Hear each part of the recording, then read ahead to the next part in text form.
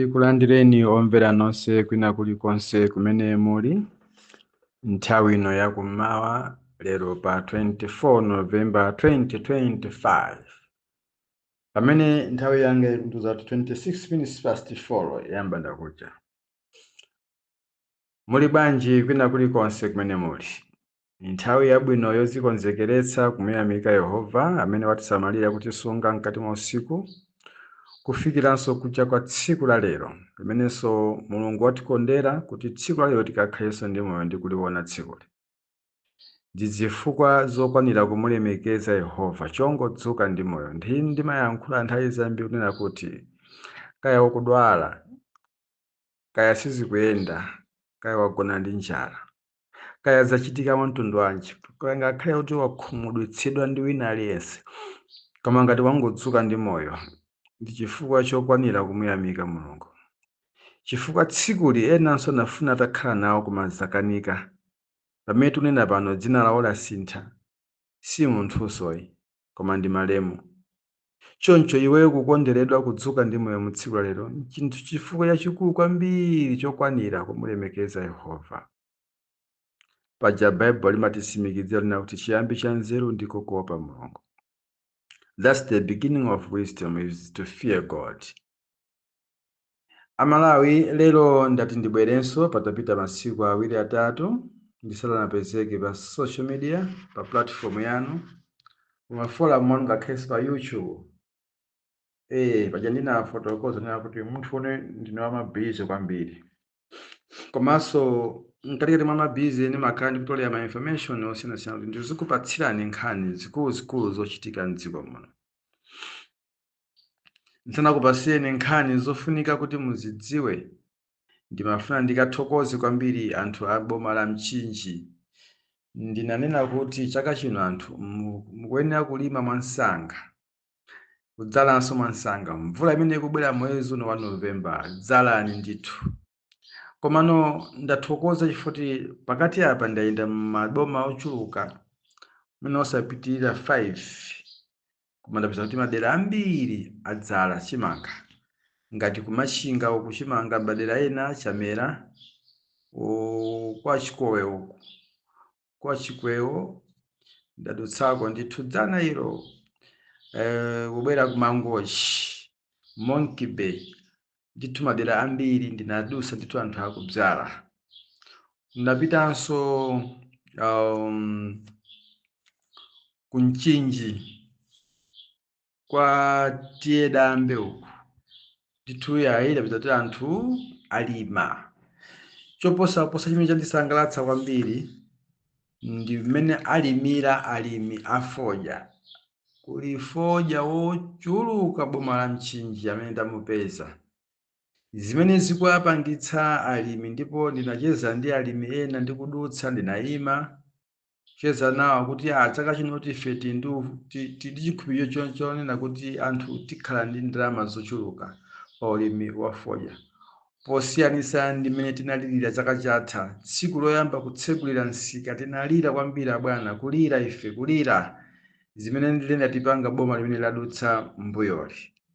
Koma chaka chino ndi mmene yabwera mvula zikusunza kuti ndithu Mulungu watsegula ndithu mdalitso kudzeranso ku boma limene likulamula pano la DPP. Zimene zandisangalatsa kwambiri kuti alimi anamva kupempha kwanga kuti limani ndipo dzalani mochuluka, ndipo Mulungu aperekanso zochuluka.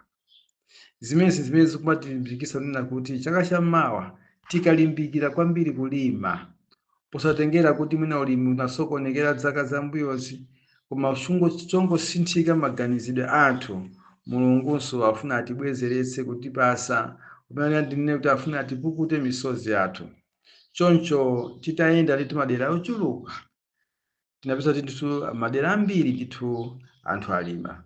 Ngati ku Blantyre, Luchenza, monse ndikutchula mutapondamo, mtimasiku tomwe titadutsati, kuonetsa kuti m'dziko muno ndithu tikhala ndi chakudya. Komanso mvula ikubwera bwino. Nditi chikhulupiriro mvula imene sisiya kubwera bwino mpaka kumapeto kwa February, pamene tizaonetsa kuti ndithu mlimi amene wazipereka yekha ndi thupi lake ndi nzeru zake, Mulungu wampasa cholowa chake. Ndimafunanso ndichenjeze makamaka madera ena amene ndalandira malipoti osakhala bwino.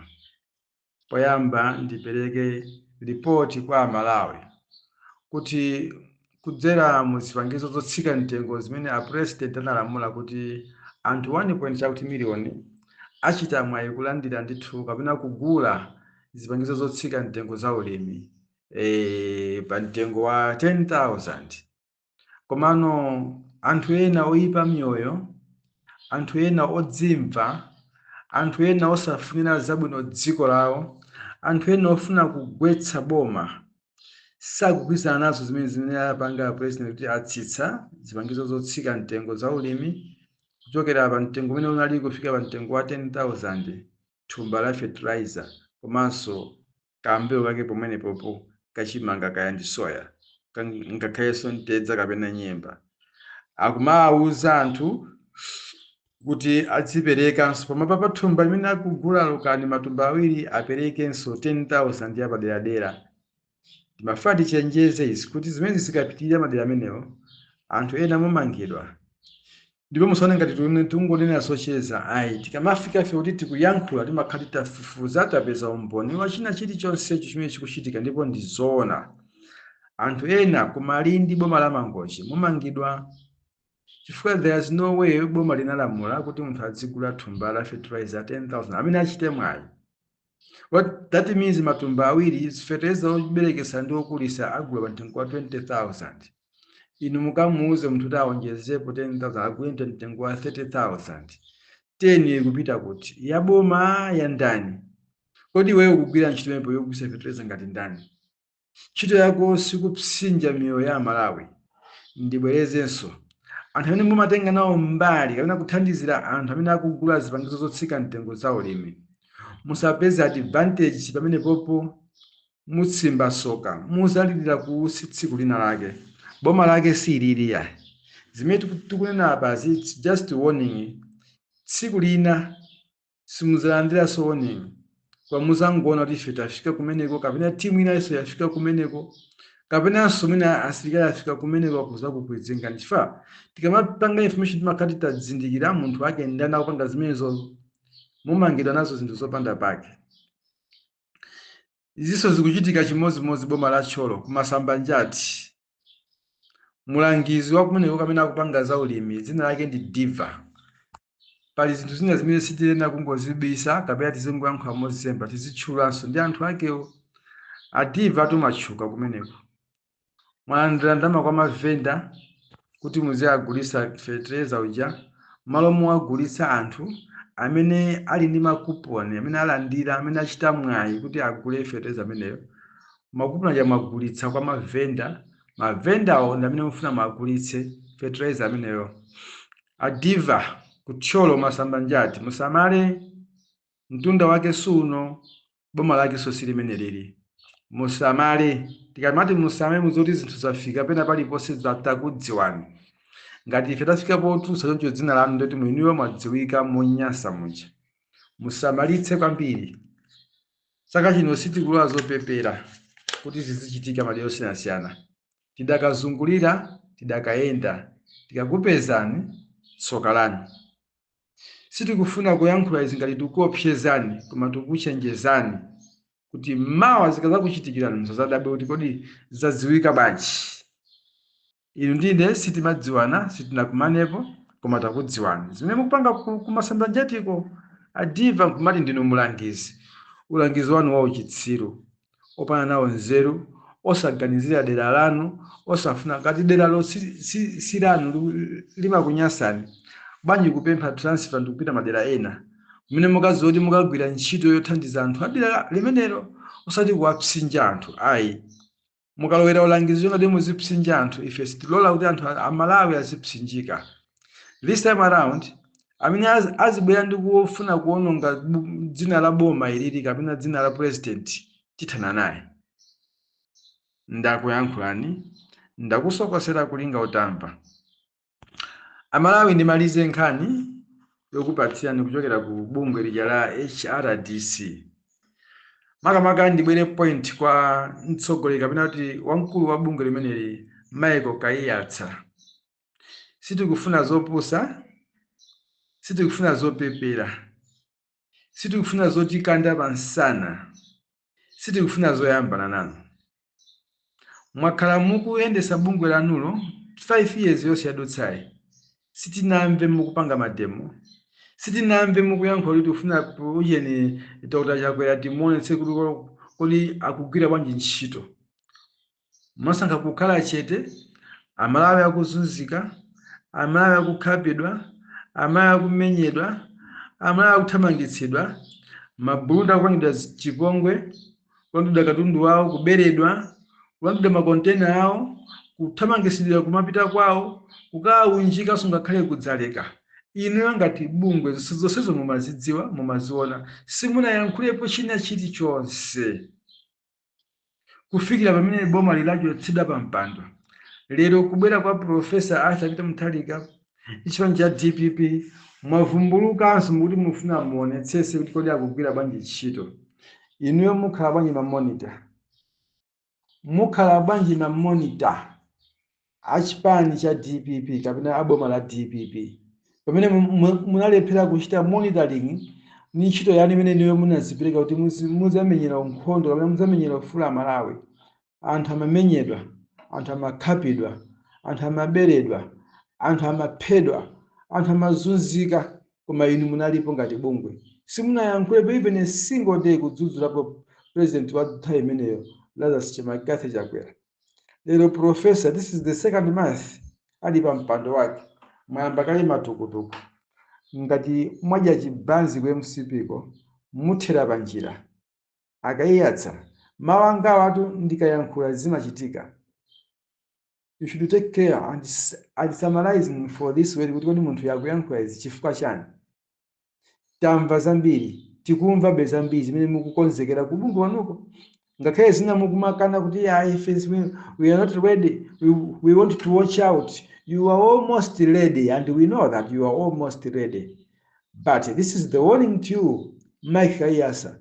You should prepare yourself and think about what I'm trying to say as of now.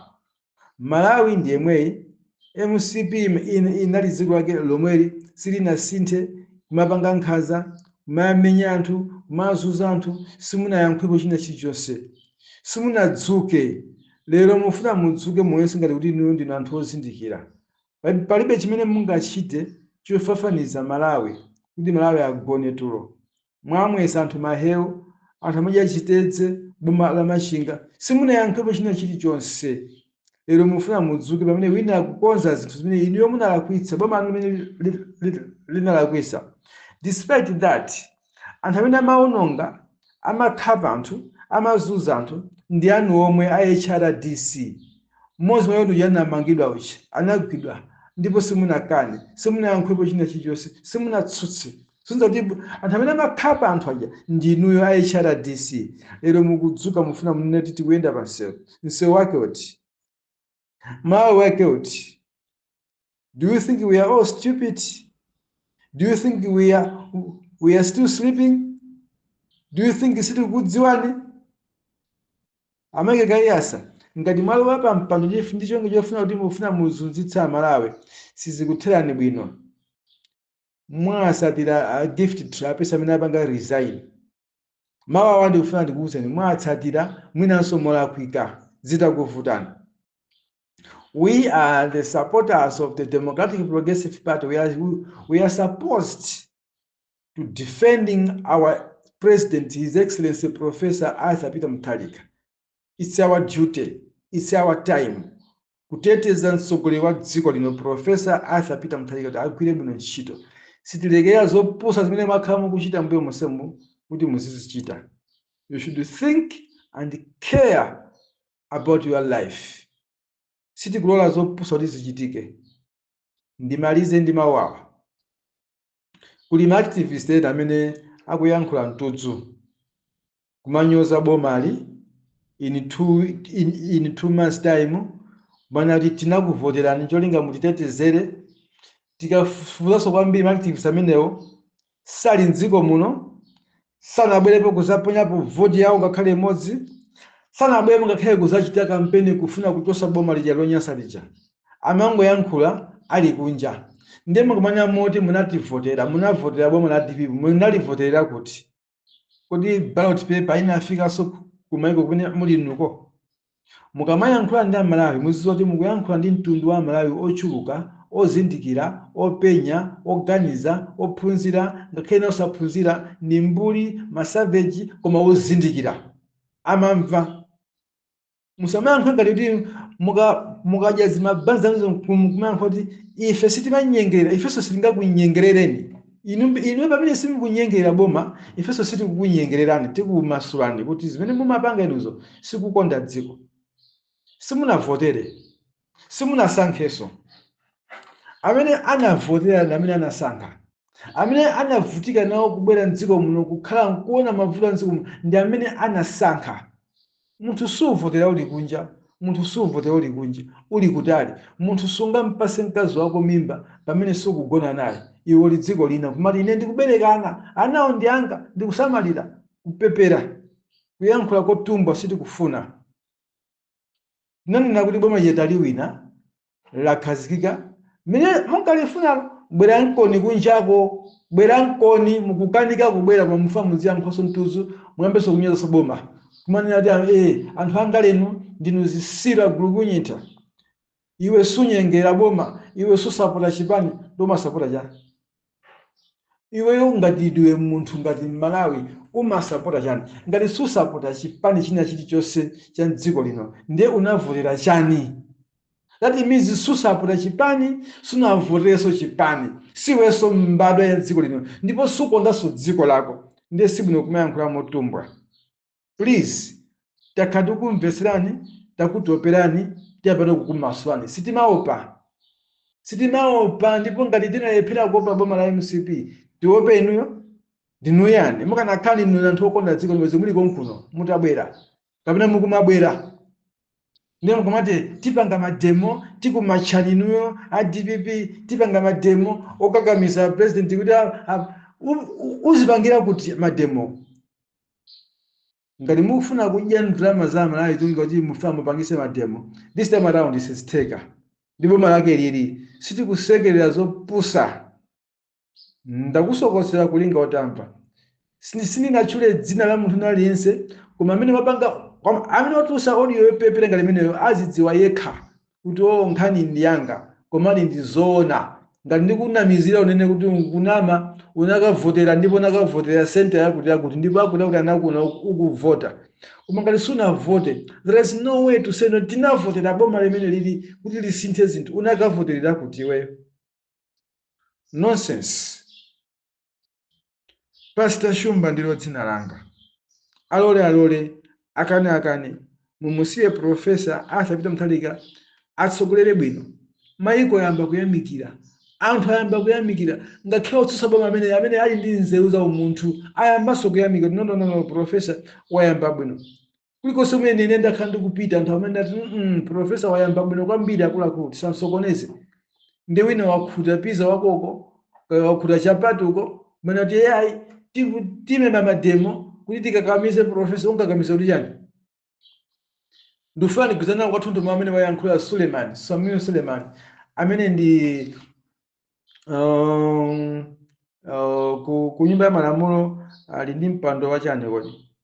Speaker wa nyumba ya malamulo wanena kuti sindiyendera nzeru zondiuza kuti panga chakuti. Ndimagwisa ntchito brain ndi nzeru, ndimaona, ndimaganiza. Asogera ambiri panopa mukumakhala kuti inu amene mufuna muendese dziko lino mumupasa ma directions president panga chakuti daily kuti social media inabwera kuti no muzidzudzula kapena muzipanga muzikonza nzeru za kumutenga ngati president yalibe nzeru, sadziwa, sangadziwe so kuti anthu kunja kuna kufuna kuti kapena kutsinjika. Amalawi tatiyeni ngati tikufuna kuthandiza tiziyankhula zinthu zopindulira anthu athu kwathu kuti anthu akamva tikuyankhula anthu aziyamikira kuti ano munthu uyu akuyankhula za nzeru. Usaka nthawi zonse basi masona zikhala pa president kukhala ngati president yo alibe nzeru miliyoni amene muli ndi nzeru. Kuti titakusankha inu kuti mukhale president inuyo mungayendese dziko la anthu mwaye kuyamikirani. osamapanga zimenezo yale. Tiphunzire kulemekeza mtsogoleri wathu, tiphunzire kumukonda, tiphunzire kumuteteza mtsogoleri wathu. Ngati ena akuyankhula mtudzu ife tiyime tinene kuti ayi, no such things sitikuzifuna.